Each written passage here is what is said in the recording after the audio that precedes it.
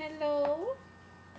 And then and then you put in here and then and then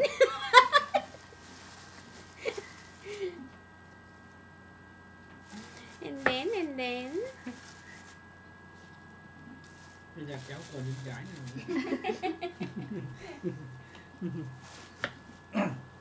Say hi to Danny.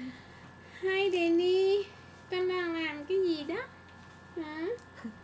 Sáng nay bác Tú đi chợ trời. Chưa thấy nó đâu. Xem con. Đi chợ trời bác Tú mua cho con cái này nè, con coi nha. Ok, 1, 2, 3.